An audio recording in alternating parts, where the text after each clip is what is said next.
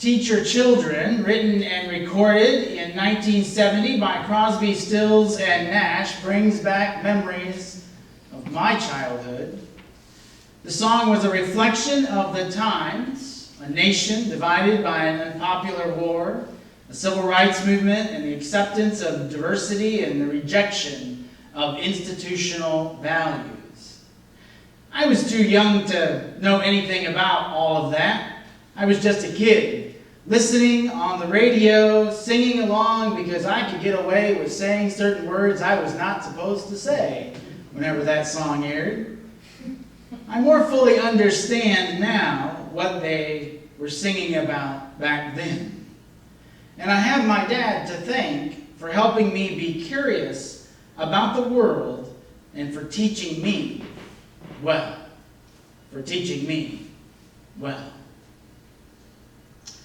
One of the teaching grounds where my father taught me many of the values that I have today was on the plot of ground where my parents built their home some 50 years ago. That's bordered on two sides by rotating crops of corn and soybeans. Except this year, there's nothing in the field yet beside us. The original farmer left a rather wide easement of tillable soil that beside his field that for many years served as our family's gardening space. And another farmer later decided that rather than turn up everybody's gardens and all the things they had there, he would just give that easement to all the property owners, which was a very generous gift. And our family still uses that space today for gardening. Some of my fondest memories of my dad are connected to that garden space, and I'm privileged to continue to work the rich black soil where he grew so many fruits and vegetables successfully. Each spring, as soon as the soil softened and the frost let go of its grip of the ground, my dad would till the garden and spend countless hours planting all the seeds and starter plants in neat rows and set to the task of keeping them watered and weeded. Mom would ready the canning supplies and preserve the harvest each year for the winter months.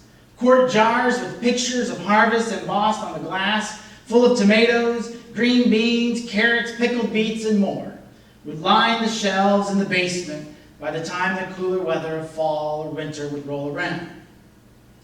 I learned quite a bit about growing gardens from my parents and the experience I gained working to maintain gardens for neighbors when I was a youth working to earn my summer income.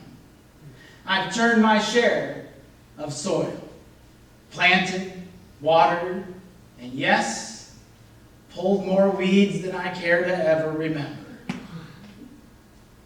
More than any book I've ever studied or lecture I've ever attended, the lessons I learned from Dad about the garden still ring true in my life today. First, he taught me to respect the earth. To respect the earth. To have a genuine love for everything nature. Everything nature. I learned by example from my dad to value every living thing, to respect and honor the earth, our home. My dad was a master of repurposing and recycling way before doing so was a cool thing to do, especially those things you put up on Pinterest, etc. I learned to be less wasteful as I watched him make use of stuff most of us would generally throw away. His major motivation as a child of the Great Depression may have been saving money, but he also had a deep love for all that God had created, and for nature. In that garden space, I learned from my dad to be patient. To be patient. Growing things takes patience. Delayed gratification. You till, you work, you plant, you tend, and you wait. And you wait. And and you wait. You put the tomato plant in, and if you read the little tag when you buy the plant, if that's how you start it, it says on an early girl, 55 days to maturity. 55 days doesn't sound that long until you put the plant in the ground. And 5 days goes by, 10, 20, usually around 15 to 25 or so, a blossom may appear. And it doesn't look like a tomato. And then about 30 days, a little bitty, tiny, round, green ball appears from the blossom. And then between then and 55 days, it swells if there's the proper moisture and humidity and sunlight and temperature and no diseases and no tomato worms and all those things. And it grows into this plump, juicy fruit. It takes patience to get from the plant to the tomato. I've watched this lack of patience in our world today. It's really hard in our culture that's driven by instant gratification for people to grow things anymore. We have our farmers markets here, and I've been down to the Kankakee Farmers Market on many occasions in May and June, and walking around talking to the vendors, and I watch customers come up to the market and say, "When are you going to have those tomatoes? How come you don't have any tomatoes? How about the sweet corn? When's your sweet corn going to be? Don't you have any sweet corn yet? It's June 1st. Do you have any sweet corn yet?" Well, friends, I can tell you that most of them haven't even planted their sweet corn yet this year because they haven't been able to get into their sweet corn patches to plant the sweet corn, which takes, by the way, about 75 days to mature. You have to wait for it. And so if you go to the local market and they've got tomatoes or sweet corn, they're from Arkansas or Mexico, but they're not from Illinois, and they're not from Kankakee County. I don't care how local the sign is. It takes patience. And I learned perseverance, because it takes perseverance. You have to stick with it even when the crop is ruined by too much. Like 2 inches of rain last night, or not enough rain. When it's ruined by storms and, yes, even those pesky old insects. It's anything but happiness when you have planted a plant and nurtured it, and it grows, and it seems to be doing so wonderfully well. The blossoms are beautiful, and the fruits are coming on. And then suddenly, overnight, the leaves begin to wilt and turn black and drop off, and holes appear on them, and black spots on the fruit, and some disease or some pesky insect has stolen away everything that you worked so hard for.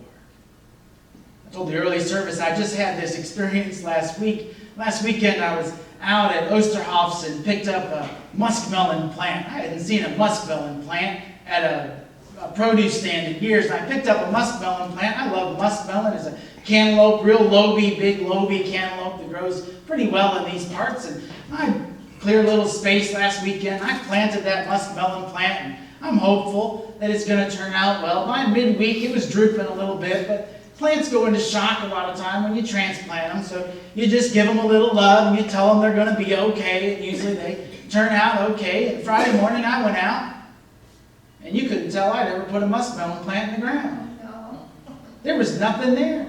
Not even a stem. I couldn't even see the roots. It was gone. Something had a really tasty snack. They love my muskmelon plant. And it's gone. I'll find some cantaloupe seeds and stick them in the ground, see if I can grow it again, and feed whatever else comes by to take it away. Perseverance is a lesson I learned from my dad at the garden. I learned responsibility, that gardens grow weeds best on their own. Gardens grow weeds best on their own. Good gardeners are caretakers who take responsibility for the care of those tiny seedlings in their garden and those tender and juicy fruits. You see, if you don't put rabbit guard fencing around your lettuce and your kale and your spinach, all you're doing is feeding the rabbits in your neighbor's yard or your yard. You're not feeding yourself. You have to care for them. If you let the weeds grow up faster than the seedlings, then they're going to choke out the sunlight, steal all the moisture, all the nutrients in the ground.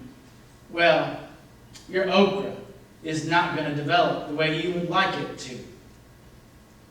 I learned from my dad the value of accomplishment from that garden. That when those juicy red tomatoes are ready for harvest, you're all going to want to go out and buy red tomatoes after this sermon and eat those deep green peppers and beans, the ears of juicy sweet corn, and vines full of melon and squash. Nothing beats a homegrown harvest and the feeling of, I did that. I helped those get to that lovely, succulent fruit. If you're good at it, and if you're lucky.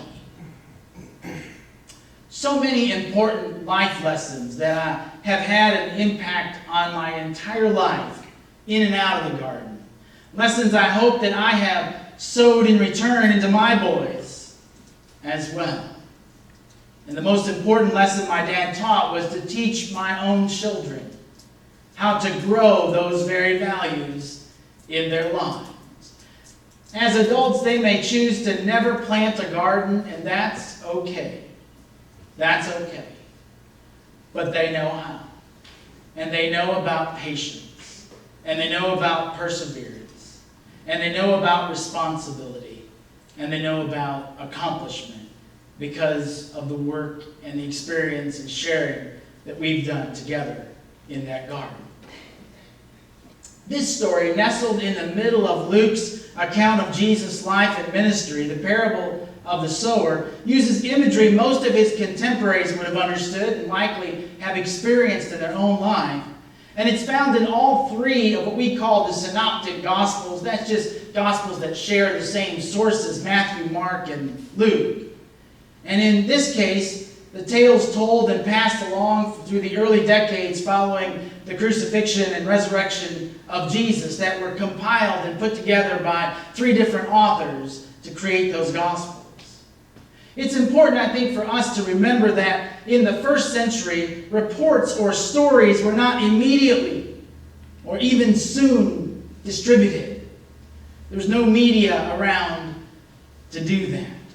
No notebook paper to write it down on for you old school folks, or digital tablets or phones to take notes, or videos in high definition. Ears were the only thing there. Ears to hear and to listen. Memories to preserve the details. Telling the stories over and over and over again to keep them alive. No 500 gigabyte hard drive to store them on. This teaching story or parable must have been retold a lot for it to be found in all three Gospels. For the original audiences of this story, this teaching story, hearing the account of the sower dropping seeds on the pathway which are eaten by the birds, or the rocky soil which spring up quickly but die just as soon with no roots to keep them fed when the sun is high in the sky, or among thorns choking them out, or is not surprising at all. It's just part of their everyday experience. And of course, this story perhaps really isn't about gardening or farming at all. At least not literally, as in planting and harvesting fruits and vegetables. We know this because Jesus tells us the true meaning of the story in verses following that which Joshua and we read together this morning. For the original audience, this story is about the various responses to Jesus' ministry. Seed that falls on the path represents those who hear but do not understand Jesus' proclamation. That is, they do not see in Jesus' words and actions the presence of God's realm in their presence. The seed that falls on the rocky ground sprouts quickly but dies in the sun exemplifies the person who readily receives Jesus' preaching about the kingdom but does not embody it and endure as a disciple. In this scenario, the time of testing causes the person to stumble. Now, I want to be clear that it's not the time of testing as in a person of weak faith, full of doubt, turning away from God when they experience loss or hardship. It's not that kind of testing. It's the kind of testing that comes upon when a person doesn't understand that the gospel is different than the rest of the world, that it's countercultural to the way the world may function around them. That instead of greed, it's filled with generosity of the Spirit, for instance. Instead of hate, it's filled with accepting and welcoming love. Instead of vengeance, it's filled with grace and forgiveness. And so this person may not embody that good news and still walk in the ways of the world with greed and with vengeance and with hate and other things in their life. And so it hasn't taken the depth of root that it does in the good soil. The good soil is the life and the heart that is prepared to receive fully the extent of what the gospel does in our lives. How it may transform us and how it may transform the world. How it may grow us into something different. In something new. In something full of life that is abundant in a new and different way. The seed that's choked by thorns represents the person who hears Jesus' proclamation, but the cares and riches and pleasures of life take over, and they don't yield anything. They don't yield anything. Even though most of the story is about types of soil, it's really all about God. It's really all about God. A parent who's willing to teach his children about unconditional love again and again and again on the off chance that this time it will take hold. No matter who we are or where we are in life. Whether we're somewhere on the path or in the rocky soil or there's weeds growing all around us or our soil's just right. God never writes us off. Ever. As parent of us all, God finds us wherever we may be and generously pours out love for us. What type of garden are we growing? Are we gardening alongside with Jesus in our very midst? Scattering his hope-filled message of forgiveness and love and acceptance of all people? Are we gardening alongside with Jesus, growing disciples of his life-affirming mission? Are we teaching our children well? The life examples of patience and perseverance, accomplishment. Are we teaching our children well the values of unconditional love, grace, and welcome for all? My friends, when we decide to garden along with Jesus, we bear fruits.